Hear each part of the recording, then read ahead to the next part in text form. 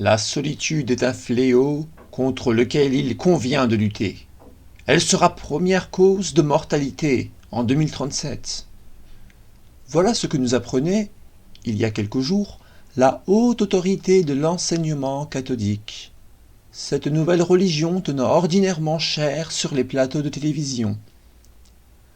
Mon pauvre fils est introverti, avouait avec une contrition qui eût ému une vache un homme d'âge mûr. Ce mal est le mal du siècle, mais un espoir de guérison est permis, avançait avec gravité un psychologue. Aujourd'hui, nous l'aurons compris, l'introverti est accusé de tous les torts. Il est farouche, suicidaire et asocial. Il ne lui manque guère plus que la dépression et le bipolarisme pour avoir la haute main sur les mots qui se disputent la qualification de mal du siècle.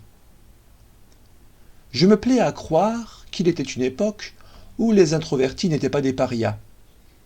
Je ferai mienne cette définition qui voyait dans l'introverti l'être qui cherche les réponses aux questions que l'on dit existentielles en lui-même, là où l'extraverti les cherchait dans le monde. Montaigne, dans ses essais, fait œuvre de solitude, mais tant s'en faut que cette solitude soit celle de notre siècle, qui fait du solitaire un asocial et de la solitude un tourment de l'âme. La solitude, c'est ce commerce que l'on a avec soi-même, premier balbutiement de la pensée, ce que Montaigne appelle, dans une métaphore, l'arrière-boutique.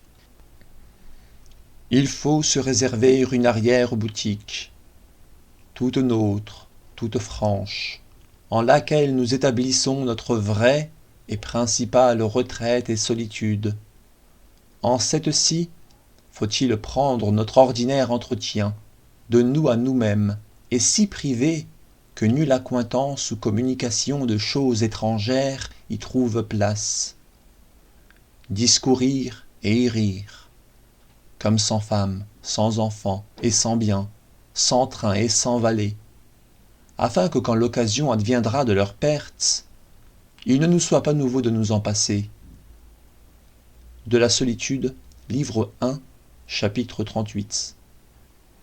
Belle langue que celle de Montaigne, mais qui nous paraît étrangère, sans pour autant être inintelligible.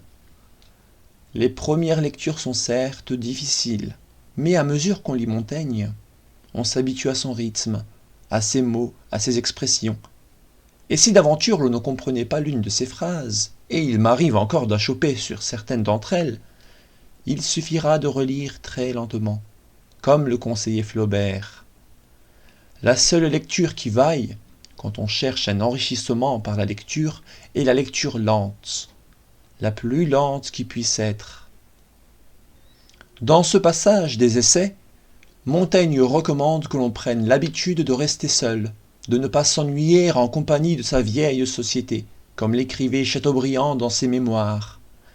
Ainsi, cette relation de solitude que vous entretiendrez avec vous-même attiédira, par habitude, par exercitation, aurait écrit Montaigne, c'est-à-dire par exercice, par pratique, la solitude subie, l'esseulement des grands deuils à venir.